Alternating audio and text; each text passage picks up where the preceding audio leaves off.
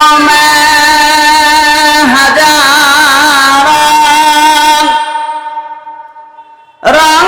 की फानोश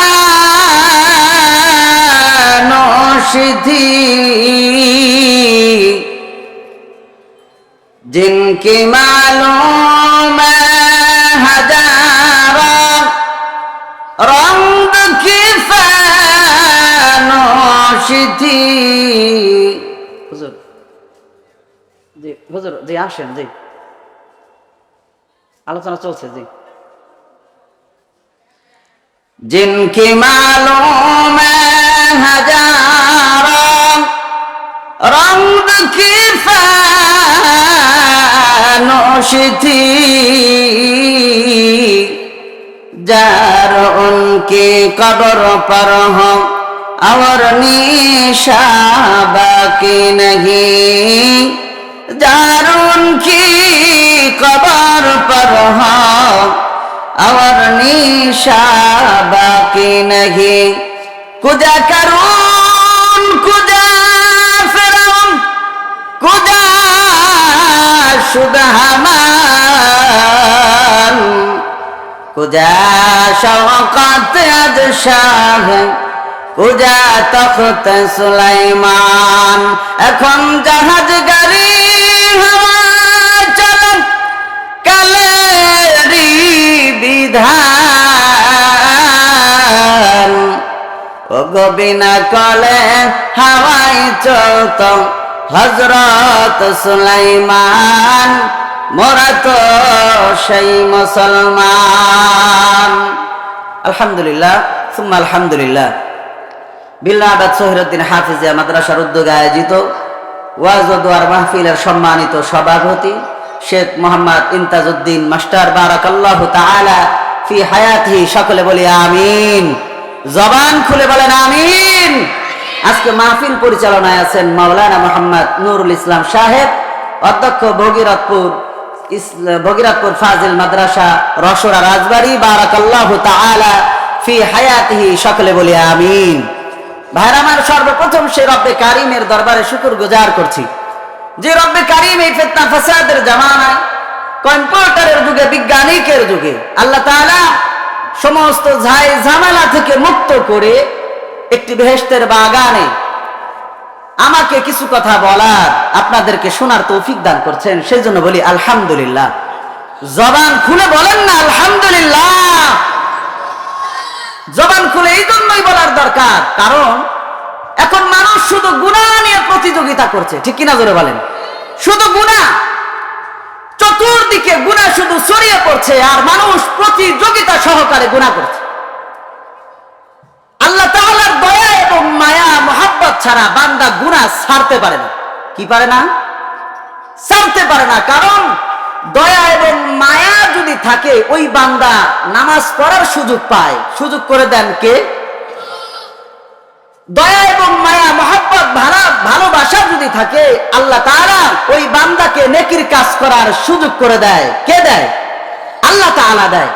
যদি দয়া এবং মায়া না থাকে, সে আল্লাহর রহমত থেকে দূরে থাকে, সে নেকির কাজ করার সুযোগ পায় না। যদি পাইতো তাহলে সর্বপ্রথম আবু জাহেল পাইতো, যদি কেউ পাইতো আবু লাহাব পাইতো, উতবা পাইতো, সাইবা পাইতো, নমরুদ পাইতো। কারণ এরা একবার নয়, 1000 বার রাসূলকে দেখেছে। ঠিক না ঠিক?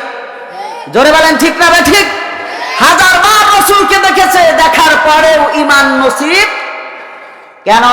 কারণ একটাই, তাদের সাথে আল্লাহর দয়া এবং মায়া মহব্বত ভালোবাসা ছিল। যদি থাকতো তাহলে অবশ্যই 100% তারা ইসলাম গ্রহণ করতে পারত। এই জন্য ভাইরা, যে রব্বে কারিম আমাকে আপনাকে সমস্ত ঝামেলা থেকে মুক্ত করে আল্লাহ তাআলা একটি বেহেশতের বাগানে আসার সুযোগ করে দিয়েছেন, সেই জন্য ঈমানের আওয়াজকে উঁচু করে একই আওয়াজে উচ্চ স্বরে বলি আলহামদুলিল্লাহ। প্রধান অতিথি আসার আগ পর্যন্ত আমি কিছু কথা আপনাদের সামনে পেশ করব। বেজার হবেন না তো? উঠে যাবেন না তো? ইনশাআল্লাহ। আমি আপনাদের সামনে সূরাতুল মাউনের 3টি আয়াত তেলাওয়াত করেছি। কয় আয়াত? আওয়াজ দিয়ে বলেন। 3 আয়াত। এমন একটি সূরা তেলাওয়াত করেছি যেই সূরাটা আমাদের অনেকেরই মুখস্থ, সূরাতুল মাউন। মাউন শব্দের শাব্দিক অর্থ হলো ক্ষুদ্র ক্ষুদ্র প্রয়োজনীয় জিনিস, ক্ষুদ্র ক্ষুদ্র প্রয়োজনীয় জিনিস। এই সূরা মাউনের লাস্টে ওয়ায়ামনাউনাল মাউন, যারা ক্ষুদ্র ক্ষুদ্র প্রয়োজনীয় জিনিস দেওয়া থেকে, অপরকে দেওয়া থেকে বিরত থাকে, এরা কিয়ামত দিবসকে অস্বীকার করে। সেই ক্ষুদ্র ক্ষুদ্র বিষয় কোন জিনিস, সেই জিনিসটা কি?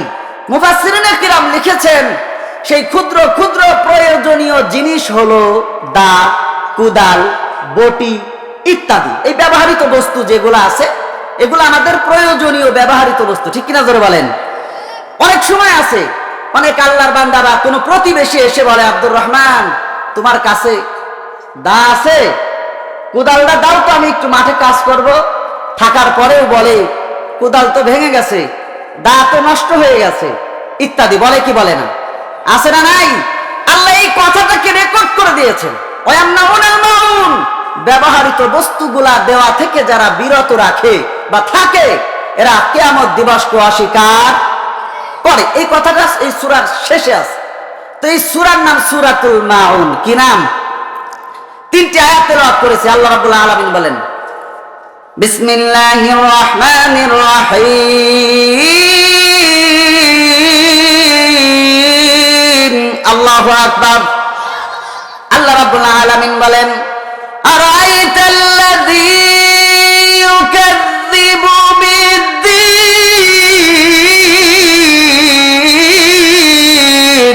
আল্লাহু আকবার। জবান খুলে বলেন না আল্লাহু আকবার, নারায়ে তাকবীর। আল্লাহ রাব্বুল আলামিন বলেন, আরাআইতাল্লাযী ইউকাযযিবু বিদ্দীন। আরাআইতা, নবীকে বলতেছেন আরাআইতা, হে নবী আপনি কি দেখেছেন? আল্লাযী ইউকাযযিবু বিদ্দীন, ওই সমস্ত লোককে যারা কিয়ামত দিবসকে অস্বীকার করে। কাকে অস্বীকার করে? কিয়ামত দিবসকে অস্বীকার করে। আমরা অস্বীকার করি না স্বীকার করি? আমরা বিশ্বাস করি কি করি না? কিয়ামত হবে কি হবে না? আল্লাহ রাব্বুল আলামিন নবীকে বলতেছেন ওই সমস্ত লোক যারা কিয়ামত দিবসকে অস্বীকার করে, ওই সমস্ত লোক কারা আপনি কি জানেন? ফাযালিকাল্লাযী ইয়াদউল ইয়াতীম। আল্লাহ রাব্বুল আলামিন বলেন ওই সমস্ত লোক হলো তারা এতিমের গলায় ধাক্কা দেয় যারা। জোরে বলেন কারা? এতিমের গলায় ধাক্কা দেয় যারা, এতিমের মাল আত্মসাৎ করে খায় যারা, এতিমের সম্পদ জাল দলিল করে নেয় যারা, তারা কিয়ামত দিবসকে কি করে? জোরে বলেন কি করে?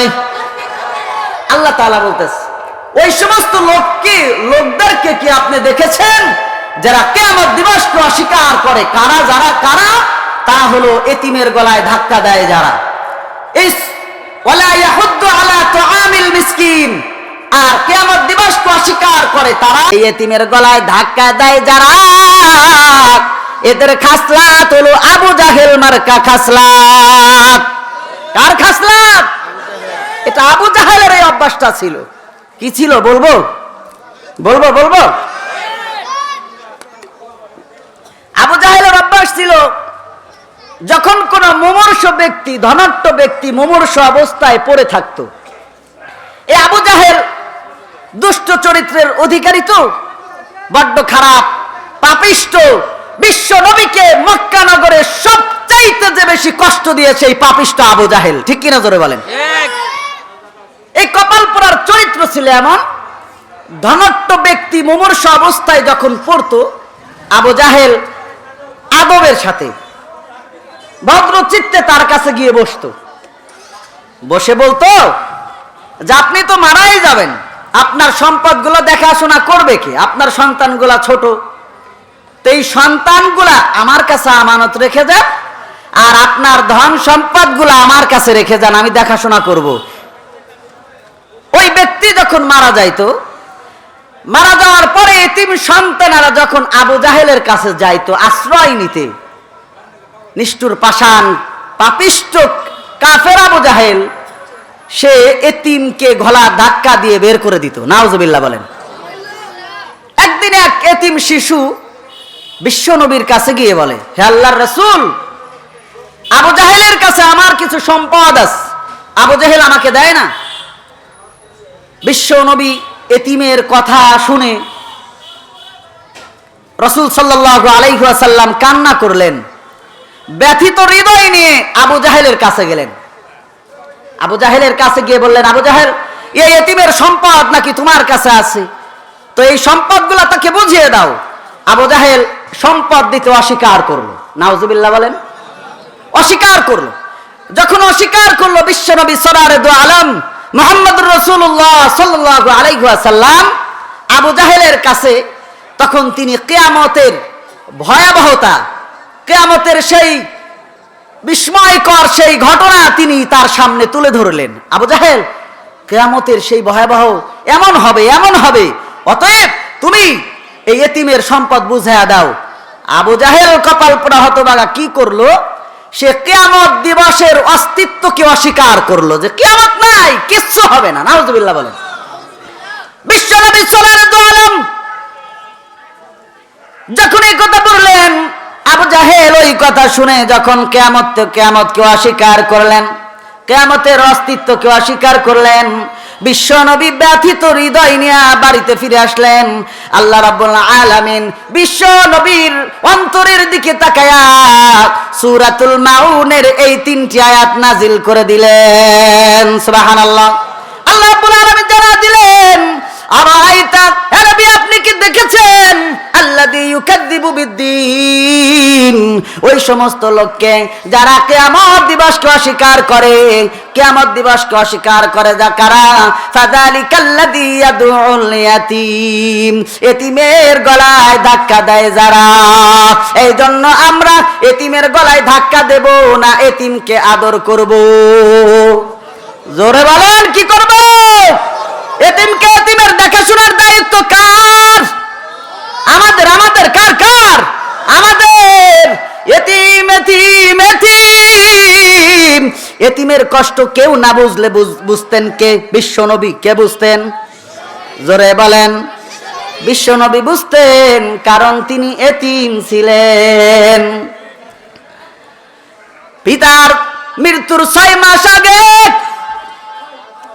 বিশ্বনবীর জন্মের 6 মাস আগে নবীজির পিতার ইন্তেকাল হয়ে গেল। পিতার কবরকে দেখতে যাইয়া মাকে হারায়া এতিম হয়ে গেল। আজকে এখানে কত আল্লাহর বান্দা আছো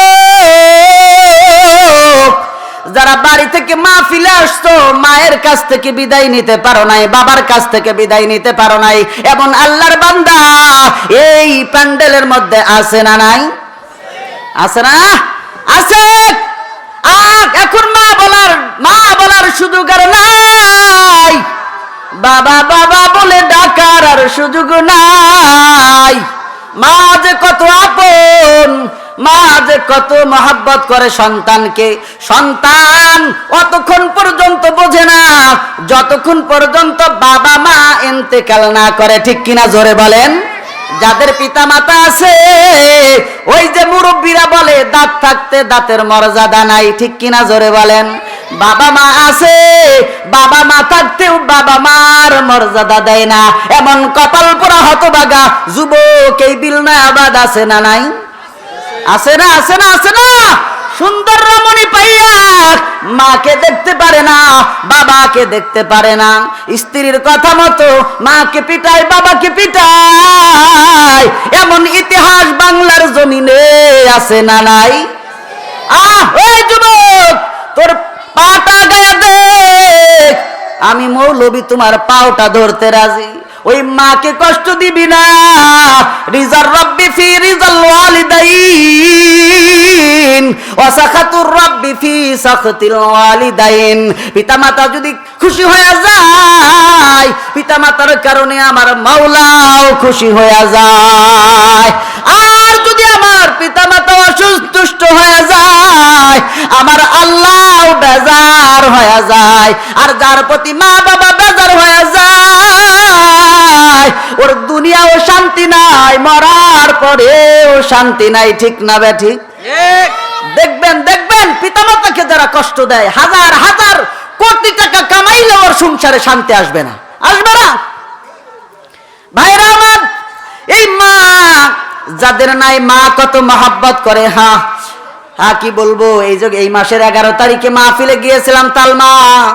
যাওয়ার সময় মায়ের কাছ থেকে যখন বিদায় নিলাম, মা ঘর থেকে বের হয়ে দরজার কাছে দাঁড়ায় দাঁড়ায় কাঁদতেছে। তখন আমি মনে মনে চিন্তা করতেছিলাম, আইরে আল্লাহ, আমি তো দূরে যাইতেছি না, যাচ্ছি মাত্র তালমা, সালতায়, অথচ দেখো মায়ের কাছে বিদায় নিলাম, মা দোয়া কইরো। মা কান্না করে দোয়া করলো, আঁচল দিয়া চোখ মুছতেছে। আমি মনে মনে মাওলার কাছে বলতেছি, আইরে মা, কেমন মা! এই মারে যারা কষ্ট দেয় ওর কপাল পুড়বে না? বলেন পুড়বে না? পুড়বে না? এই জন্য ভাই, মায়ের বার দোয়া নিবা না। এইখানে যারা এতিম আছো তারাই বোঝো, আজকে মা নাই, বাবা নাই। এই জন্য বিশ্ব নবী বুঝতেন যে এতিমের কত কষ্ট। যার মা নাই, বাবা নাই, তার পৃথিবীতে আসমানের নিচে জমিনের উপরে আপন বলতে আর কেউ নাই। ঠিক কিনা জোরে বলেন? কেউ নাই। সবাই স্বার্থের পাগল, ঠিক কিনা জোরে বলেন? সবাই স্বার্থের পাগল। বিনা স্বার্থে যদি কেউ কাজ করে সেটা হলো মা এবং, জোরে বলেন, মা এবং। স্বার্থের জন্য আপনাকে বড় করে নাই, স্বার্থের জন্য না। মহব্বত, ভালোবাসা আল্লাহ দিয়েছেন। এটা কি? এই মহব্বতটা আল্লাহ ফিট করেছেন মায়ের অন্তরে। ভাইরা আমার, বিশ্ব নবী এতিম ছিলেন। কেমন এতিম? যে তিনার জন্মের 6 মাস আগে বাবাকে হারাইলেন, বাবার কবর দেখতে যাইয়া মাকে হারায়া এতিম হয়ে গেলেন। বিশ্ব নবী সরওয়ারে দু আলম নবী মুহাম্মদুর রাসূলুল্লাহ সাল্লাল্লাহু আলাইহি ওয়াসাল্লাম এতিম ছিলেন। সন্ধ্যা গড়িয়ে যাবে ভাব, এমন সময় বিশ্ব নবী সরওয়ারে দু আলম শিশুকালে মাঠের পাশে দাঁড়ায়া খেলা দেখতেছিল ছোট বাচ্চাদের। কিন্তু রাসূলের অন্তরে খেলার কোনো আকর্ষণ নাই, কারণ বিশ্ব নবীর বুক চিরে ফেরেশতারা 4 বার সিনাচাক করে দুনিয়ার সব কিছু আল্লাহ নষ্ট করে দিয়েছেন। এই জন্য বিশ্ব নবী সরওয়ারে দু আলম শিশু যখন ছিলেন, তার অন্তরে খেলার কোনো আকর্ষণ নাই, দাঁড়ায়া বাচ্চাদের খেলা দেখতেছিল। সন্ধ্যা গড়িয়ে এলো, বাচ্চাদের বাবা মা এসে ছেলেদেরকে নিয়ে যায়, আদর করে। মায়ার নবী পথের কিনারায় দাঁড়ায়া বাবা বলে কান্না করতেছে। সবার বাবা এসে সবাইকে নিয়ে যায়, আমার বাবা নাই। এইদিকে আমিনা ঘরের দরজা খুলে বলতেছে, আইরে আমার এতিম মুহাম্মদ কই গেল? ঘরের দরজা খুলিয়া রাস্তা দিয়ে দৌড়ায়, লোকদেরকে দেখে বলে, এই তোমরা কি আমার এতিম সন্তান নবী মুহাম্মদকে তোমরা দেখেছনি? লোকেরা বলে, আমরা মুহাম্মদ নামে কাউকে চিনি না, কিন্তু একটা শিশু দেখলাম ওই পথের কিনারায় দাঁড়াইয়া বাবা বলে কাঁদতেছে। আল্লাহু আকবার বলেন না জবান খুলে, আল্লাহু আকবার। আমিনা এসে শিশু নবীকে কোলে নিয়ে আদর করতে করতে বাড়ির দিকে যাইতেছে। মায়ার নবী বলেন, ও মা, সবার বাবা এসে তাদের সন্তানকে বাড়ি নিয়ে গেল, আমার কি বাবা নাই? আমিনা বলে, ওরে সন্তান, তোমার বাবাই ব্যবসা করতে যাইয়া আর জীবনে কোনোদিন ফিরে আসে নাই। আল্লাহু আকবার। তুমি বড় এতিম। বিশ্ব নবী সরওয়ারে দু আলম নবী কয়, আয় মা, আমি আমার বাবার কবরটাকে দেখতে চাই, আমি আমার বাবার কবরটাকে জিয়ারত করতে চাই। সুবহানাল্লাহ। আমিনা এসে আব্দুল মুতালেবের কাছে বলতেছে, তোমার নাতি মুহাম্মদ তার বাবার কবরটাকে দেখতে চায়। আব্দুল মুতালেব বলে, তাই ঠিক আছে, যাও, দাসী আইমানকে সাথে নিয়ে একটা উট নিয়ে তোমরা তার বাবার কবরটাকে দেখে আস। বিশ্বনবী সাল্লাল্লাহু আলাইহি ওয়াসাল্লাম শিশু সন্তান মুহাম্মদকে সাথে নিয়ে আমিনা একটা উটের পিঠে চড়ে দাসী আইমানকে সাথে নিয়ে বহু পথ অতিক্রম করতে লাগলেন। অতিক্রম করতে করতে যাইতে যখন এতিম নবী মায়ার নবীর বাবার কবরের কাছে নিকটবর্তী হইলেন। আমিনা উটের পিঠে থেকে বলতেছে, ও মুহাম্মদ, ওই যে পাথর দিয়ে ঢাকা তোমার বাবার কবর। বিশ্ব নবী, এতিম নবী, মায়ার নবী উটের পিঠ থেকে লাফায়া নামিয়া বাবার কবরের কাছে যাইয়া বাবা বাবা বাবা বাবা বলে কাঁদতেছে। আমার আল্লাহ জিবরাইলকে পাঠায়া দিছে। সুবহানাল্লাহ বলেন, বলেন না সুবহানাল্লাহ। জিবরাইলকে পাঠায়া দিছে। ও ফেরেশতার দল, ও জিবরাইল, যাও যাও আমার এতিম নবী মুহাম্মদকে বোঝাও, মাথা উঠাইতে বলো, কারণ ইনি হলো নবী। আমার নবী, এতিম নবী যদি কাঁদে আমি মাওলা সহ্য করতে পারি না। আমার এতিম নবী যদি কাঁদে আসমান সহ্য করে না, জমিন সহ্য করে না। শুধু তাই নাই রে মুসলমান, আসমানের নিচে জমিনের উপরে যা কিছু আছে কেউ রাসূলের কান্না সহ্য করতে পারে না। রাসূলের মহব্বত আছে নি? আছে? কার কার আছে? নারায়ে তাকবীর, নারায়ে তাকবীর। আয় আল্লাহ আমাদেরকে কবুল মঞ্জুর করো। এই রাসূলের মহব্বত, রাসূলের ভালোবাসা যদি না থাকে জান্নাতে যাওয়া যাবে? জোরে বলেন, যাবে যাবে। আর ভালোবাসা হলো দুই প্রকার, একটা হইল জবান দিয়ে বলা, অন্তর দ্বারা স্বীকার করা, আর একটা হইল কাজে কর্মে পরিণত করে দেখানো। ঠিক কিনা জোরে বলেন? আপনি ভালোবাসেন, মুখ দিয়ে শুধু বলেন আমি রাসূলের আশিক, কিন্তু মাথা থেকে পা পর্যন্ত তাকাইলে তুমি মুসলমানের বাচ্চা না খ্রিস্টানের বাচ্চা, ইহুদির বাচ্চা না মুসলমানের বাচ্চা, বুঝার কায়দা নাই। ঠিক কিনা জোরে বলেন? এই ইমানদার মুসলমান, বিলনাবাদের মুসলমান, এই অবস্থায় যদি তোমার মরণ হয়, হঠাৎ করে তুমি বড় একটা সফরে গেছো, হঠাৎ তোমার মরণ হয়ে গেল, তোমার মুখে সুন্নাত নাই, মাথায় টুপি নাই, গায়ে পাঞ্জাবি নাই, একটা মিসক নাই, একটা টিস্যু নাই, কিছুই নাই। লোকেরা বলতেছে লোকটা মুসলমান না হিন্দু, বুঝবো কিভাবে? বুঝার একটা মাধ্যম আছে না নাই? এই বুঝতে গেলে তখন নিচের দিকে যাইতে হবে। এই নিচের মার্কা মুসলমান যদি হও, এই মুসলমান নিয়ে কাল কঠিন হাসরের ময়দানে রাসূলের সুপারিশ তো পাওয়া যাবেই না। রাসূল বলবে সুকান সুকান, আমার সামনে থেকে তোরা দূর হয়ে যা, কারণ তোরা আমার উম্মত নয়। উম্মত যদি হইতা তাইলে আজ তোমার মুখে দাড়ি থাকতো, সুন্নাত থাকতো, তোমার মাথায় টুপি থাকতো, আমার তরিকায় চলতা, আমার তরিকায় রাষ্ট্র চালাইতা, আমার তরিকা আমার নিয়মে সমাজ, পারিবারিক জীবন, রাষ্ট্রীয় জীবন, অর্থনৈতিক জীবন চালাইতা। কিছুই আমার মতে চালাও নাই, কার্ল মার্কস লেনিনের মতাদর্শের পিছনে চলছো। আজকে তারা যেই কাতারে আছে তোমরা সেই কাতারে দাঁড়ায় যাও। আওয়াজ দিয়ে বলেন ঠিক কিনা? বলবে তো এই কাতারে দাঁড়াও, এই কাতারে দাঁড়াও, ওই কাতারে যাও, ওই দিকে যাও। কেন? তাই আমার উম্মত না, উম্মত হইলে চিনা যাইতো। ঠিক কিনা জোরে বলেন? চিনা যাবে, চিনা যাবে। ভাইরা আমার, এই জন্য রাসূলের মহব্বত শুধু থাকলেই হবে না, কাজে কর্মে পরিণত করে দেখাইতো আমি রাসূলকে ভালোবাসি। ঠিক কিনা জোরে বলেন? ও ভাই, এই মায়ার নবী, দয়ার নবী ওইখানে সিজদায় পড়ে কান্না করতেছে। আমিনা উঠাইছে, উঠাইয়া উটের পিঠে চড়ে আবার মক্কায় রওনা হয়ে গেছে। মক্কায় রওনা হয়ে গেছে। ওইদিকে পথিমধ্য যাইয়া আমিনা কয়, ও দাসিয়া ইমান, বাহনটাকে থামাও, আমার পেটের ব্যথা শুরু হয়ে গেছে, আমার মনে হয় আমি বাঁচব না।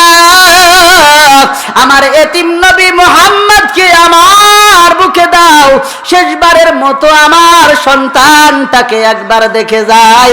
চিৎকার দিয়ে বলেন আল্লাহু আকবার, আর জোরে জোরে বলেন আল্লাহু আকবার। ও দাসিয়া ইমান, আয় দে, আমার শিশু মুহাম্মদকে আমার বুকে দে, শেষবারের মতো আমি সালাম জানায়া যাই, শেষবারের মতো আমার সন্তানটাকে দেখে যাই। শিশু সন্তান মুহাম্মদকে বুকে জড়ায়া ধরে কাঁদতেছে আর বলতেছে, ও মুহাম্মদ, তোমার সাথে আমার আর জীবনে কোনোদিন দেখা হবে না। তোমার জন্মের 6 মাস আগে বাবাকে হারাইলা, এখন বাবার কবরটাকে দেখতে যাইয়া আমাকে হারাইয়া এতিম হয়ে গেলা। এই জন্য এতিমের কষ্ট কেউ না বুঝলে আমার নবী বুঝেছেন, ঠিক কিনা জোরে বলেন।